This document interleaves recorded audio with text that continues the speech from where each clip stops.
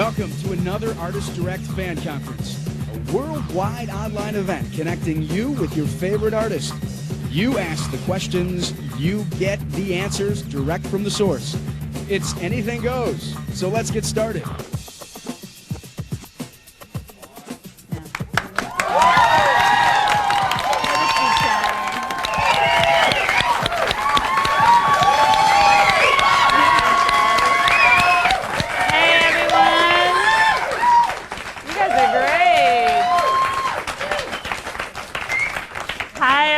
Welcome to our Artist Direct Fan Conference. We're here in our brand new studios in Hollywood, California, and we have a fantastic studio audience with us tonight. You guys are great. And we also have callers lined up from around the world to speak to our beautiful and talented guests. Please say hello to Cher.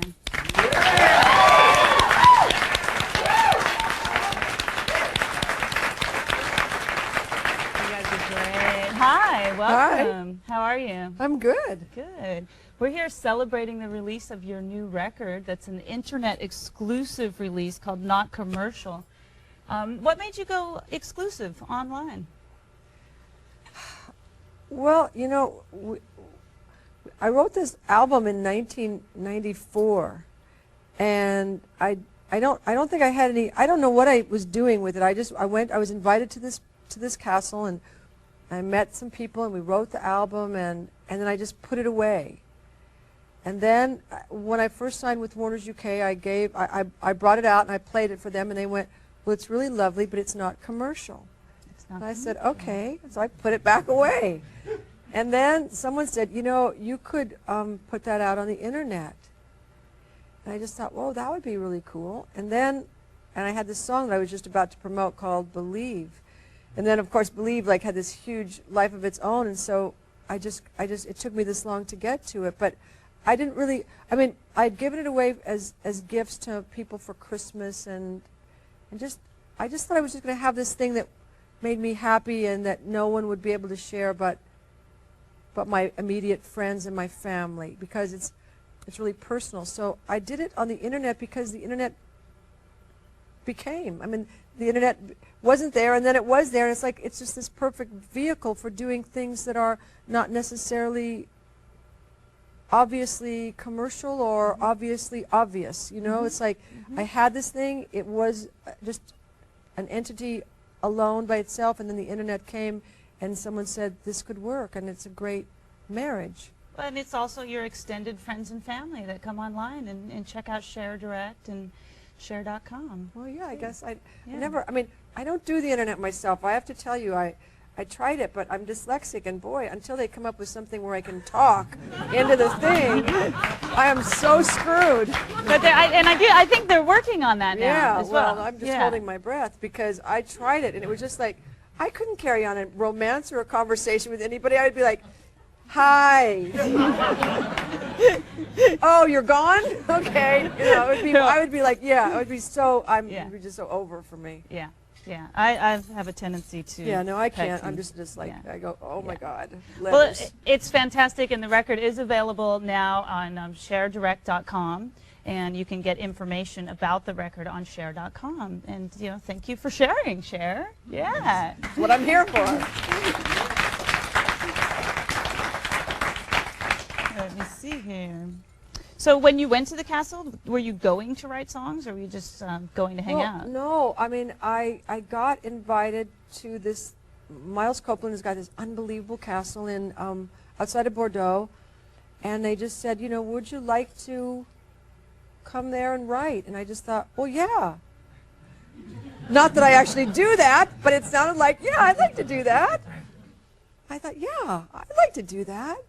And before I even went there, I started writing, because I've always written things, but like in journals and poetry, and I've dabbled at songs, but not, nothing to really write home about. So anyway, but all of a sudden, the moment I kind of made the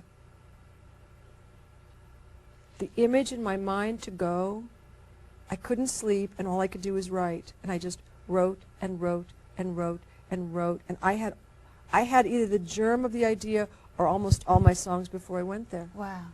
Wow. So the thought just opened up that energy. Yeah.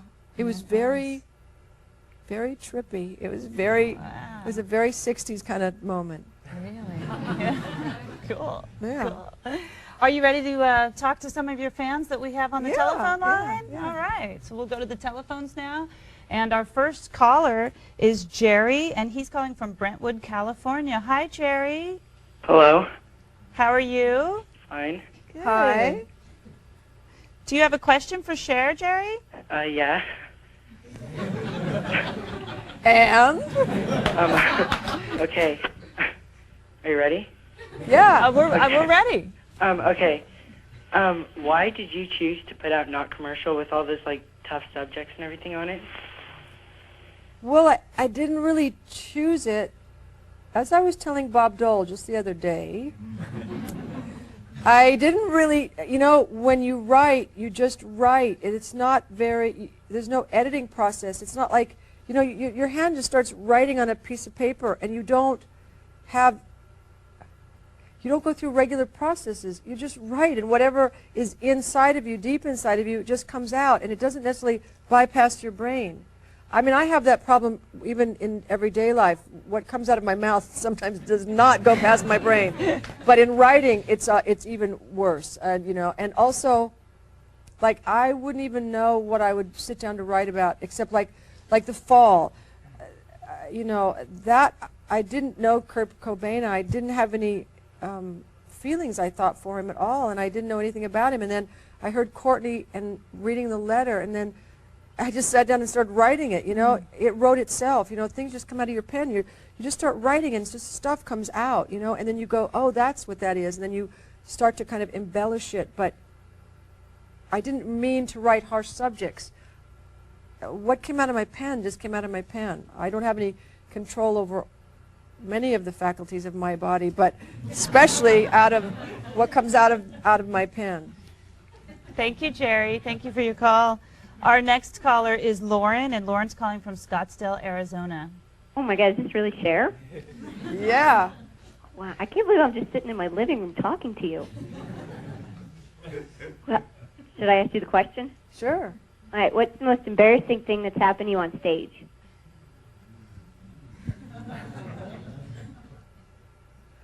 Well, once Sonny and I were playing the Astrodome, and we were in the middle. They were also having a rodeo at the same time. So we're in the middle of the Astrodome on a little stage in the middle of unbelievable amount of manure, and I had to change in this little outhouse, and we were doing a song that we used to do called "The Cowboy's Work Is Never Done," and I had this white kind of 2 Band-Aids and pants, and my hair was really, really long, and I went in the outhouse to change, and I got my hair caught in my zipper, and I couldn't get my zipper up, and I couldn't get my zipper down, and countless guys kept coming in to try to help do the zipper, and suddenly I kept just seeing these men come in, and the door would shut, nothing would happen. I wouldn't come out, the men wouldn't come out, there were about 5 of us in there, and finally Sonny came in, and we cut my hair. And so, and then I cut my hair to my waist, because I thought, I'm never going to do that again. I'm just never going to have that problem. But that was kind of one of the, I'm sure there was, another time, I have another one. I was in Detroit, and Aretha Franklin was in the audience, and I went to do this big dip for Take Me Home, and my wig fell off on the floor. And Bubba, one of the dancers I was dancing with, he kind of picked it up, and looked like a Yorkie when he picked it up. And he put it between us, because he kind of tried to plop it on my head, and it didn't plop, and we just put it between us, and we tangoed off, and that was pretty embarrassing. Nice.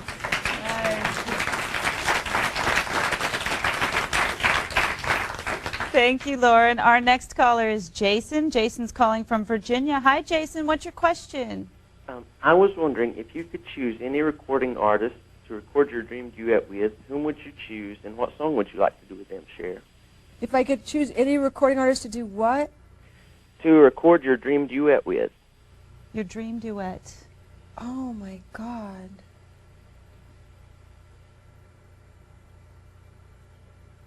That's so hard. I'm sure, who would it be? It's so hard to know these things. There's so many people that I really like a lot, but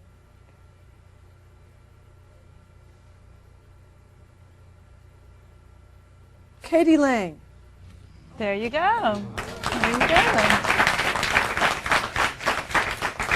Thank you, Jason. Our next call is from Andrew, and Andrew's calling from Manitoba, Canada. Hi, Andrew. Hi. Do you have a question for Cher? Yeah, Cher, I think you're the best. I want to know what inspired you to become a singer, and how can you inspire people like me? Well, everyone was clapping. I didn't hear you. Andrew, can you repeat your question? To become a singer, and how can you inspire people like me? Well, I don't know about inspiration because I think that all I can do to inspire you is to be the best version of me I can be. And so in some way, if I'm the best version of me I can be, then maybe that will inspire you to be the best version of you can be. There you go. Yeah. Good answer. Our next call is coming from Washington, and it's Heidi. Hello, Heidi. Hi, Cher. Hi. I've read that you suffered from chronic fatigue syndrome, and I was wondering if and how you ever recovered.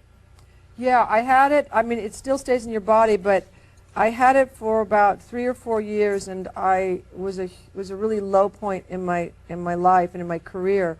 And not only was it awful, but you go to doctors and they're going, oh, you know, it's in your mind and you're nuts, and you're also really tired and you can't get out of bed and you're sick all the time. I went to a holistic doctor named Saram Khalsa in Beverly Hills. And by the time I'd gone to him, actually I had pneumonia, and he said, I hate to say this after knowing you for 5 minutes, but you've got pneumonia and you're really sick. And he brought me back, and it was all through just holistic and homeopathic medicines and vitamins and all kinds of, you know, new wave, or I don't know if it's new wave, but just kind of natural medicine. But it worked for you. Yeah. That's good. Was that before it was established what chronic fatigue syndrome was? Well, I had the Epstein-Barr virus. When I went off to do witches, I think, they give you a blood test, and they give you kind of a stupid little physical that doesn't mean anything. If you're going to make a movie, you could be dying, and they go, yeah, you pass. But they gave me this blood test, and they called to tell me that I had Epstein-Barr, and I just said, so I called my doctor, who was a friend of mine. I said, I have Epstein-Barr. What does that mean? And he said, well, how do you feel? And I said, well, I feel great. And he said, it means nothing. And then about 3 years later, it pretty much kicked me to the curb. Wow. It's so easy to just be exhausted doing what you do, though. No. You know what? Well, This is, I mean, I don't want to be too political, but I might have to lapse into it. But the president is doing this thing with this Dr. Bressler, David Bressler, who the president wants to put homeopathic and new age medicine into Medicare and into the health system. So great. So I think that I don't know if he's going to try to sneak it in. I think he's actually going to try to, push it in, and I think it would be great because there's so much to be learned from medicine, and that is not, we have to learn from all cultures. We have to learn from all people. I just think that it's important to have other methods and other avenues to explore. Yeah, I agree. Definitely, definitely. Thank you for your call.